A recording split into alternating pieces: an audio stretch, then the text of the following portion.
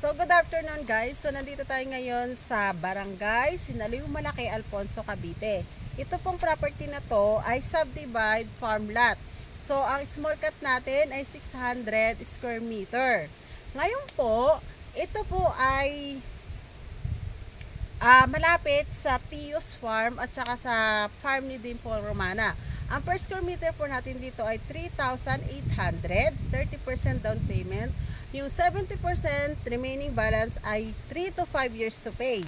Ngayon po, kung gusto niyo naman magkaroon ng discount, 50% down payment cash, ang magiging per square meter natin ay 3,500 na lang.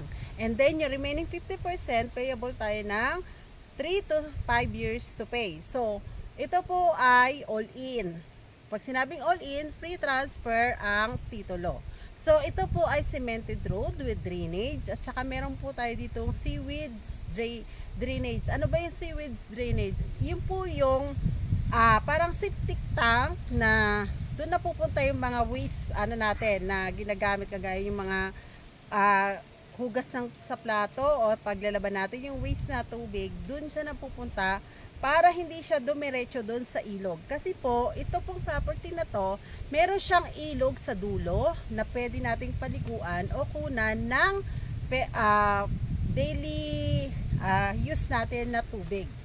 So ngayon, ang ano po dito, ang cemented road dito ay yung main road natin from Barangay Road, nasa 8 meters wide po siya. And then dito sa bawat pagitan ng mga lote ay 6 meters wide. Cemented road po yan. So ngayon guys, mapakita ko sa inyo ang kabuuan ng property na to. Dito po to sa Alfonso, Cavite. So tara na guys. So itong portion na to, yung nakikita nyo na yan. Ito po yung magiging cemented road. Tapos tapat nito is mga lote na. So dito po may mga fruit bearing po tayo dito na tanim. So dito ko kayo idadaan. Kasi ito yung portion na ito, marami siyang mga tanim na puno. Itong portion na yan.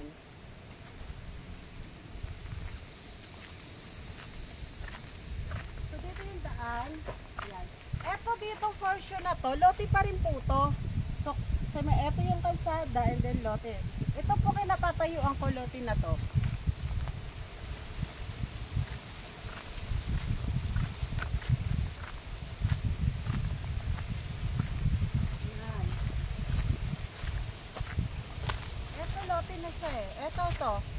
Ito yung kalsada, tapos lote naman ito.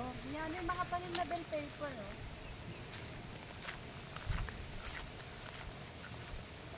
Ito, kalsada na po itong dinadaanan namin. Magiging kalsada. So, ang mga nakatanim dito, ayan, may bayabas oh.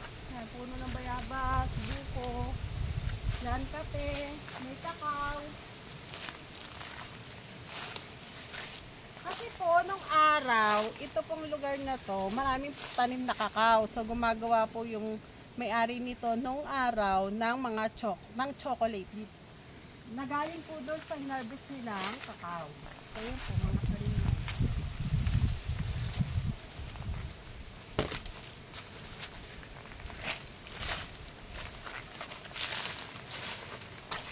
Ayan guys, oh. So, hindi pa nakakakita ng kakao. Ito po yung actual na kakao. Yan, di ba? Laki. Yan, hinog na po yung ganito.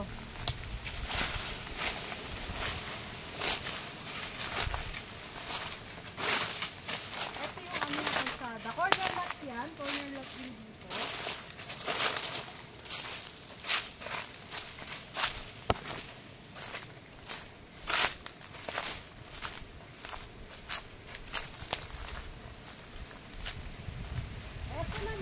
Puno ng kaong. So ito, ganito yung puno ng kaong. Yan. Ito pa lang siya. Hanggang sa lumaki na siya na lumaki. Ito na itsura niya pag malaki na. Yan, kakao. Ayan, kakao, sorry. Kaong. Ayan, mga kaong. So dadaan tayo dito sa mismong kalsada niya. Dito pala. Yan, may mga muna na po tayo. Didiretsuhin natin to, tapos may ilog dito sa dulo.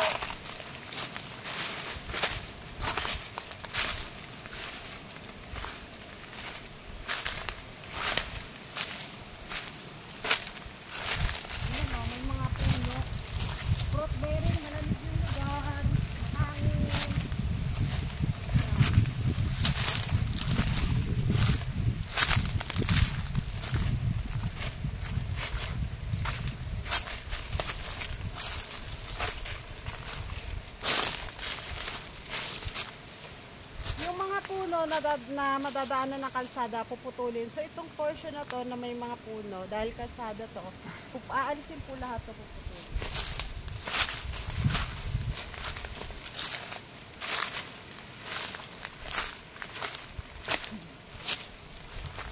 So ito, available pa po itong nasa likod ko na to. Yan, may mga puno po to ng mangga, lansones, ape. Yan po yung mga nakatanim.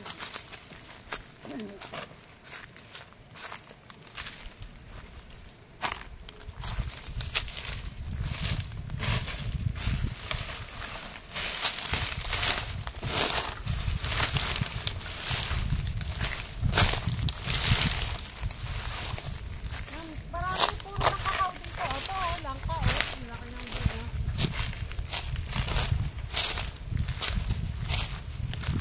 Pasok tayo dito sa isang lote.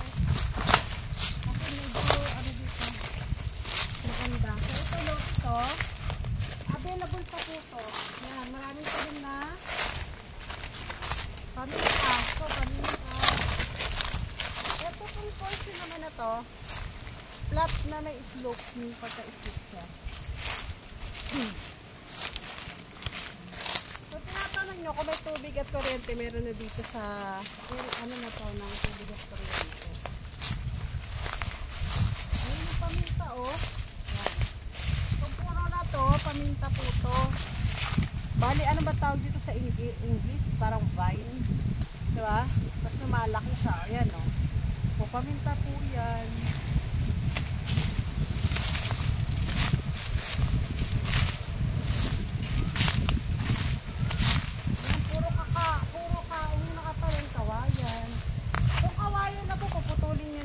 Kasi dadaan ng kalsada.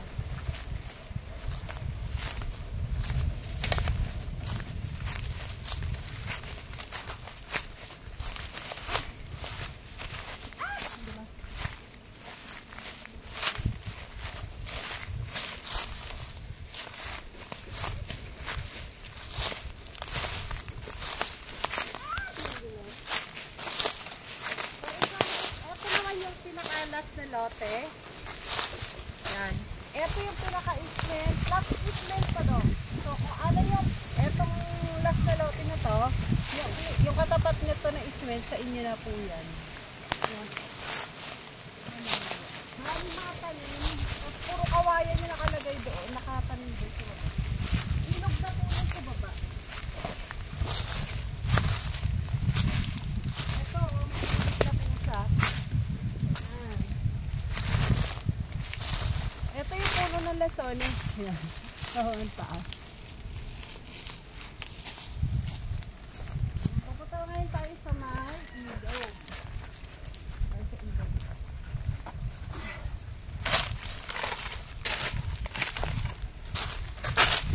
Ay, kalabok. Ha? Yan. Ito, kalsada.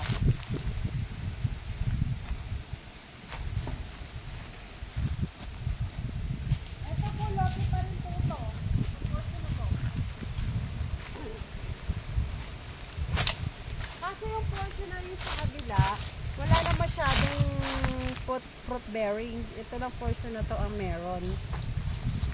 Tapos ito, kasama rin po to. Ang mangyari, nakikita nyo, itong taling na to. So, ibig sabihin, ito lang yung lote. So, ito isment pa po hanggang doon. So, kung bibili nyo po yung lote na to, isment nyo na po to sa inyo na yan.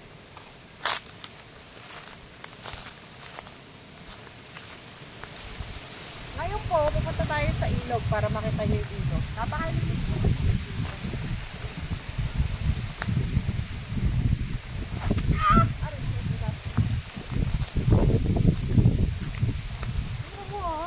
Kung bibilin mo to, itong lote na to, may pagkaisip ng patag sa isip. Itong portion na to, ismet na siya lahat. Mula. Okay? Diba?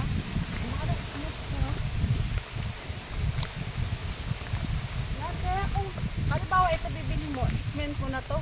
So, ang laki ng isment mo.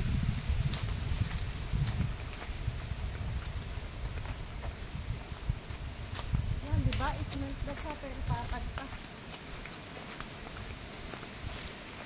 Yan, nililinis ka ni Kuya. Ito yung lansones na sinasabi na namumunga na matamis na. Ayun o, mga lansones na puno niya.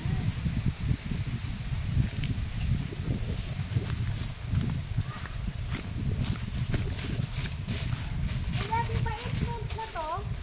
O, di ba ang laki ng isment? Pwede na parang ang lawak ng isment nito. Ito yung isment. Yung tapat ng lote ng isment na. Ayan o, lansones yan. Namumunga na to. Basta lansones, straight yung puno niya. Ayan o, ilang puno yan. Ay, ang dami. Yung pa o. Ang dami puno ng lansones. Makakakain na tayo ng kuya.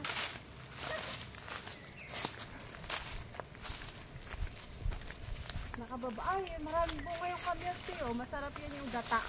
Para ano kuya no? Ano, malinis natin sila ba na? Ay, may bubuli.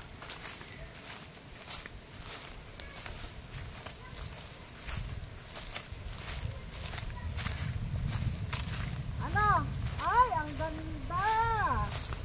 Ano? Ayan po yung ano, ilog. Ha? Malinis siya, dahon lang po yung nahulog yung dahon. Pero napakalinis. Hello po!